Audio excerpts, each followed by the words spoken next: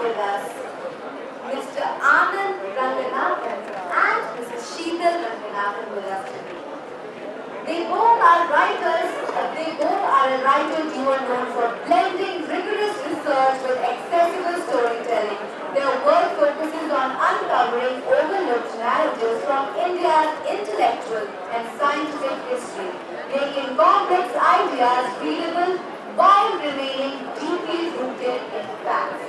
Thank you so much, ma'am. Thank you so much. Sir, Thank you. for being here. Thank you. Pleasure. My first question to you is, what exactly were the responsibilities and challenges that you both faced while writing this book?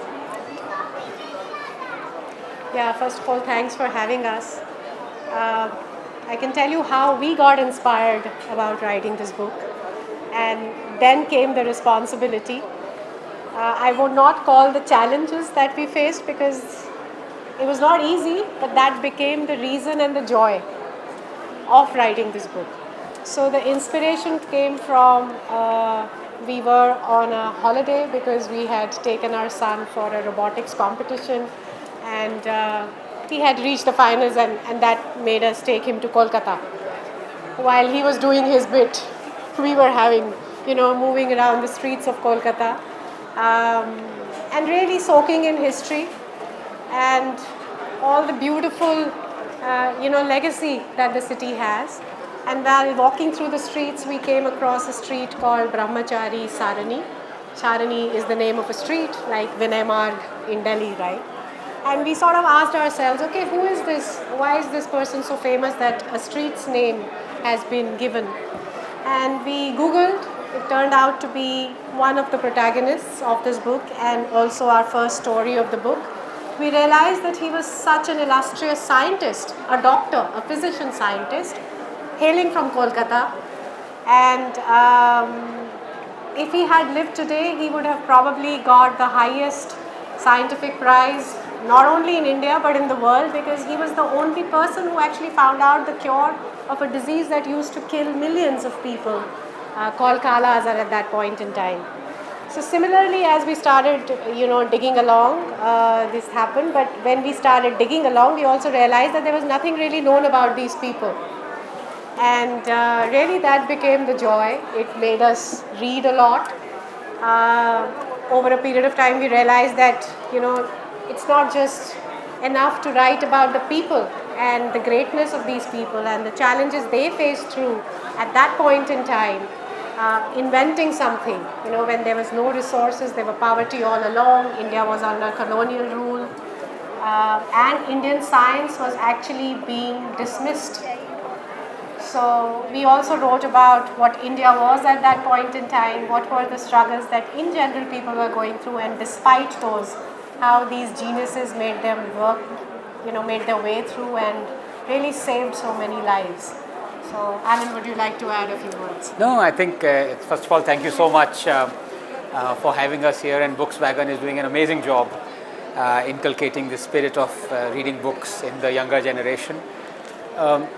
But yeah, I think I completely echo what Sheetal has said, except to add that the more we ventured into learning about these names, the more we realized that it shouldn't just be a biography of these people, because biographies have been written.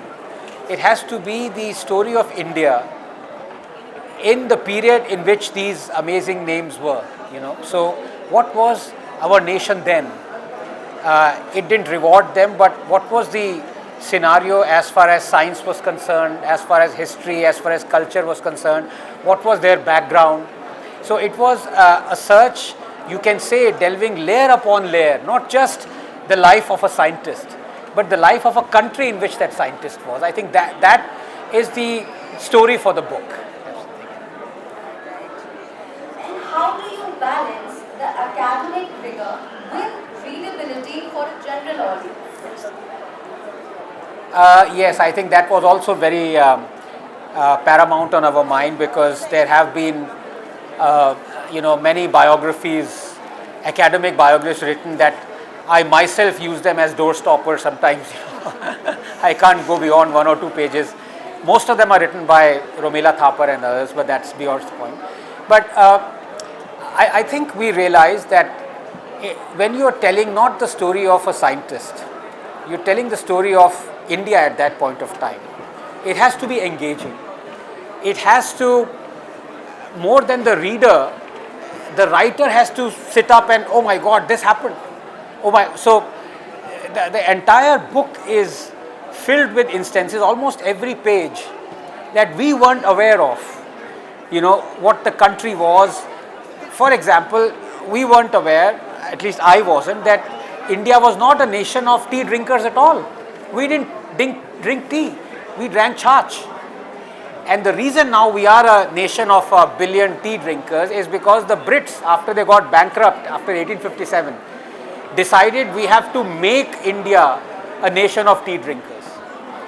So they cleared up swathes of land of Assam and Bengal for tea plantation. And when they cleared forests, that's when the disease came and affected. You know, so everything's so connected. But it had to be written in a style where, you know, instances jump out and surprise you more than the reader itself. That was the story. Okay, I may just want to add that, you know, that's exactly the word that you used while introducing us, and thanks for that, is that it is accessible writing. When we were writing this book, it was not necessarily to really read about their science and acknowledge their great work, and also talk about their science, but also to, you know, when these things got unearthed, it was also to see how did they become a scientist?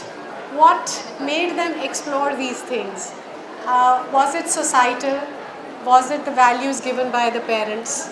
Was it because India needed that kind of entrepreneurship spirit in science at that point in time? And it turned out to be a heady combination of all. It also turned out to be a lot of patriotic feeling that governed these people to do what they did while living in India, picking up India's issues, solving for them, and never for a moment thinking that we are inferior to anyone, you know, despite being under colonial rule. So I think that's really what made the story came alive. And being scientists, and you know, he's also a professor. You know, it is very important for us to simplify radically, so that everybody understands and science becomes accessible at the end of the day. So what kind of reader were you consciously writing for while working on this book? Yeah, you want to answer that? So I'm going to quote Anand here. I think Anand, you should start with the quote that inspires you, because as co-authors, I got inspired by that. All right, yes. So very early on, I was really blessed to have come across a writer called Barthes, French writer. And he wrote one sentence that has stayed with me, and I've tried to kind of deploy that in whichever field I am engaged in, especially in writing. And he said something so profound that I want everyone to think about this. He said, Barthes said, the birth of the reader is the death of the writer. I'll repeat that again. The birth of the reader is the death of the writer. The day the writer starts worrying about what the reader might feel about his book, or whether he would be offended by it, let me not include this, you know, lest I make him angry, or let me include this so that, you know, people from his community start buying this book, or, you know, self-censorship or trying to please, that's the end of you. So one thing I'd say, not being patronizing towards other writers is all, but we've had always a single point, that never to write for anyone. It has to be written for our love and the passionate way in which we believe that this book is written. So it was a joyride all through. We learned so much, and writing is not our profession, as you know. He's a professor, I work with the corporate world. We would come back to it. Writing it's a passion project because we loved it so much. And we are also readers. So we didn't have readers in our mind, but we just expected that since we are enjoying so much knowing about these stories and learning about these snippets about India and the people that as Indians and as science students we had never heard of, We believe it should appeal to just anyone, students, university students, startup founders, because what these scientists could achieve, arranging their funding, making sure their idea reached the right people in the right time, and developing the idea just from an idea to a product, and there are so many of these.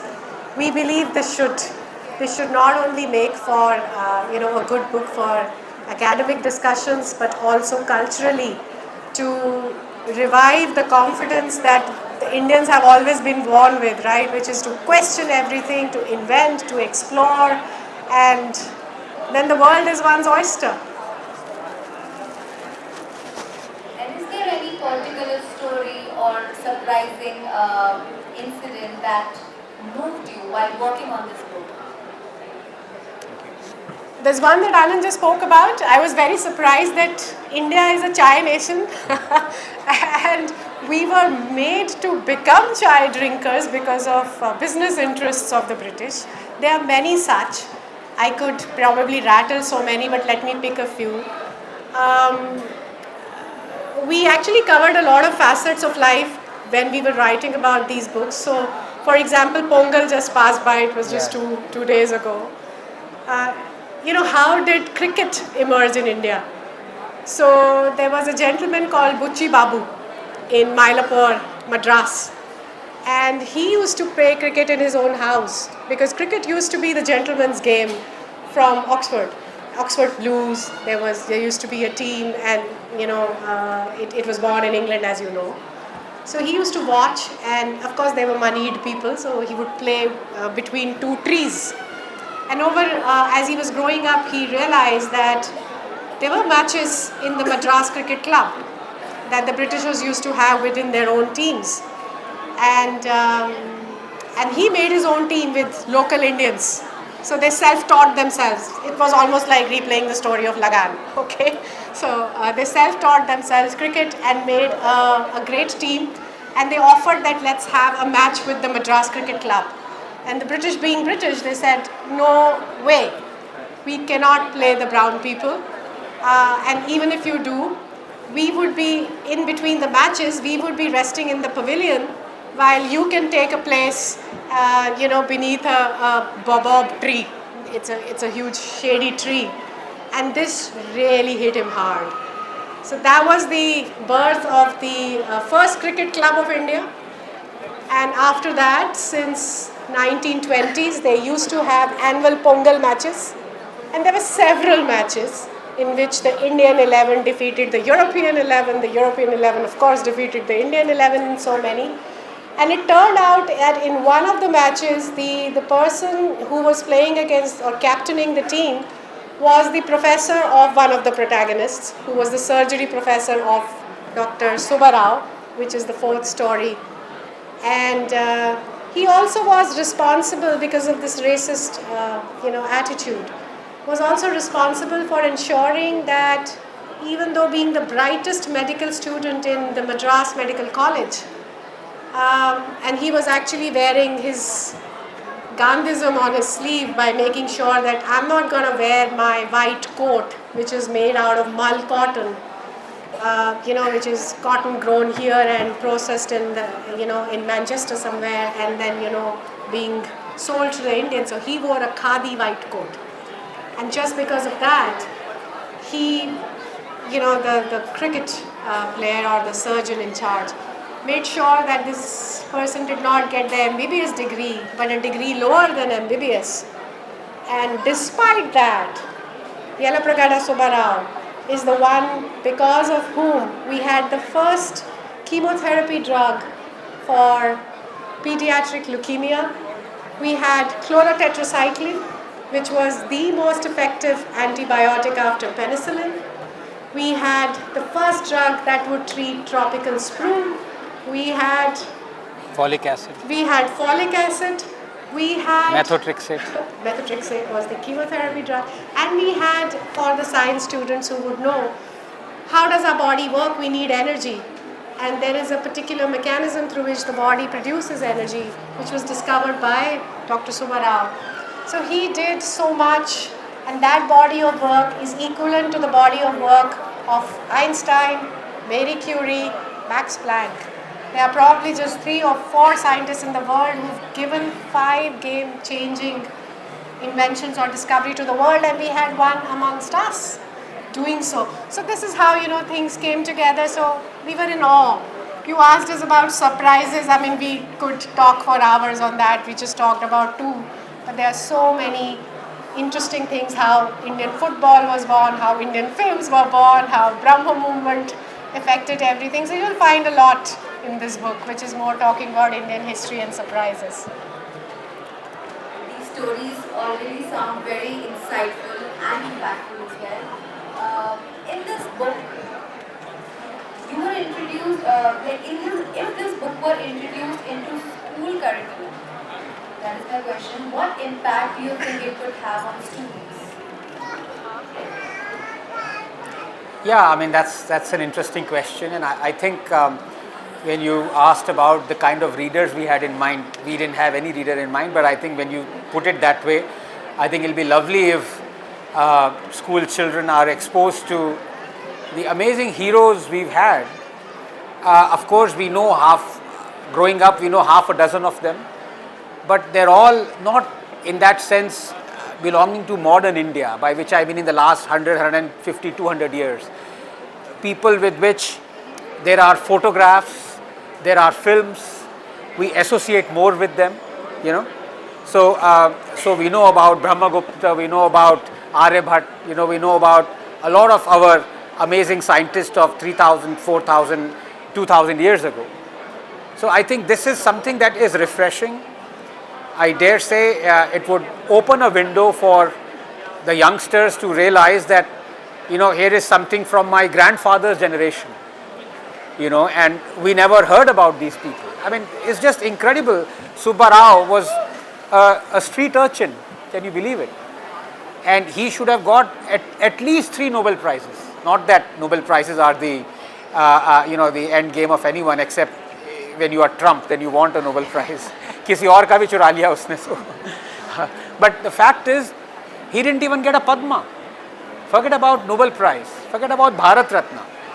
And I think so that's why this is not just a book about history of science and of history of India.